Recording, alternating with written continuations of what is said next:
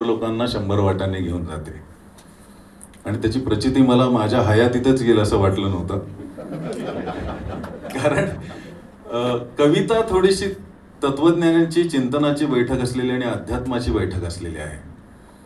आणि त्याचं जे ज्या पद्धतीने ऋतू बर्वा या कार्यक्रमामध्ये अमरोक यांनी त्याच्याबरोबर आम्ही रामभाऊंबद्दल बोलत होतो, सिनेमाचा विषय चाललाय, रामकदमांबद्दल बोलत होतो. आणि रामभाऊ एकदा मुलाखतीत म्हणाले होते की जो ज्ञानबा तुकारामचा ठेका आहे, जो आपल्या पखावजर वाचतो, मला जर संधी मिळाली तर मी आयुष्यातली सगळी गाणी माझी त्याच्यावरती बांधेन. आणि त्यांनी तशी ती बांधली सुद्धा. छबीदार छबी बांधलं, मला लागली कोणाची उचकी बांधलं, अनेक माळ्याच्या मळ्यामध्ये बांधलं, सगळं त्या तालावरती आहे. तर लोकांना थोडाफार अंदाज यावा म्हणून मी आधी ते पखवाजवरती त्यांना आधी पखवाजाचा नाद वाजवायला लावला आणि असं म्हणालो की हा आपल्या मराठी माणसाच्या नसानसात भिनलेला नाद आहे, त्यामुळे तो पटकन पोचतो. त्यामुळे कुठलंही गाणं पटकन पोचतं, कारण ही सगळी वाद्य वाजायला लागली की आपोआप आपलं लक्ष सगळं विठ्ठलाकडे, पंढरपुराकडे जातं आणि आपण त्याला आपलंसं मानतो. तर त्या अर्थाने लोकांना जरासं काहीतरी समजावून सांगा म्हणून मी, आणि अमरजी होते त्याच्यामध्ये, त्यांनी ती बासरीवरती ती गाणी वाजवली. त्याचं रील करताना त्यांनी शेवटचं कडवं घेतलं आणि त्याच्याबरोबर छबीदार छबी जोडलं आणि खूप स्त्रियांना नाच येऊ लागला अचानक. बेसिकली त्याची सुरुवात अशी आहे, स्वतःचा शोध घेताना आत्मशोधाचा प्रवास आहे सगळा, की समिंद्राचं मन तुझं खिशात लाख लाटा, धित्तांग धित्तांग जे वाचतो ना आपलं, त्या रिदमवरची त्या वृत्तातली कविता आहे. समिंद्राचं मन तुझं खिशात लाख लाटा, रोज नको मोजत बसू किती झाला घाटा. आणि मी हे सांगण्याचा प्रयत्न करत होतो की आपल्या सगळ्यांचं मन एवढं विशाल आहे. आपले कोळी बांधव जे राहतात समुद्रावरती, असं म्हणतात की नंतर नंतर त्यांची मन समुद्रासारखी विशाल होतात. आणि आपल्या प्रत्येकाच्या मनामध्ये समुद्रासारखं मन असताना, लाख लाटा असताना, आपण समुद्राचं मन तुझं खिशात लाख नोटा याच्यामध्ये अडकलेलो आहोत.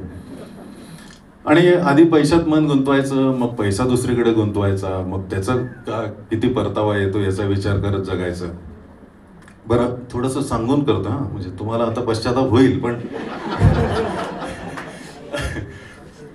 आणि प्रत्येक ठिकाणी आपण परतावा मागत जगतो जगामध्ये.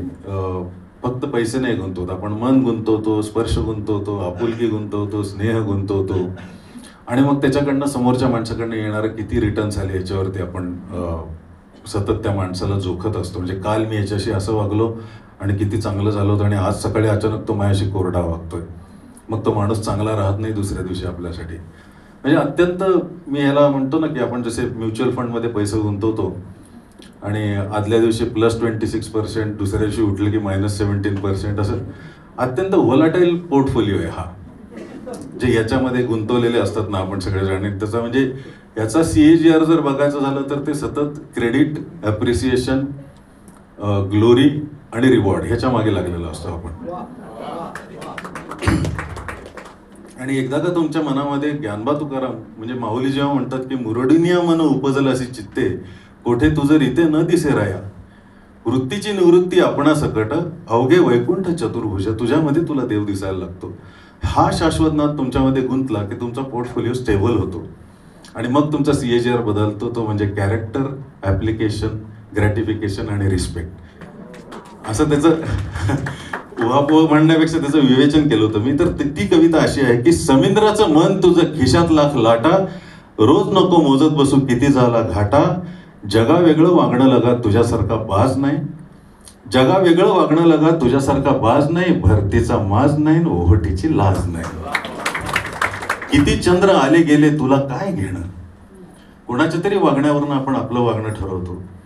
किती चंद्र आले गेले तुला काय घेणं, सोन्यासारखं काळीस तुझं पाण्यामधलं लेणं, आवस पुनव दोन्ही काय काल होती आज नाही, आवस पुनव दोन्ही काय काल होती आज नाही, भरतीचा माज नाही, ओहटीची लाज नाही. जग काय लावणार तुझ्या ओलाव्याचं मोल, तुझ्या कुशीत जातो कोरड्या किनाऱ्यांचा तोल. जग काय लावणार तुझ्या ओलाव्याचं मोल, तुझ्या कुशीत जातो कोरड्या किनाऱ्यांचा तोल. भिजत राहायचं, भिजवत राहायचं, दुसरं काम काज नाही, भरतीचा माज नाही, ओहटीची लाज नाही. देवाजीनं सोपवला हा मुलखा वेगळा भार, देवाजीनं सोपवला हा मुलखा वेगळा भार, आडल्या नडल्या जीवांना तू घेऊन जायचं पार.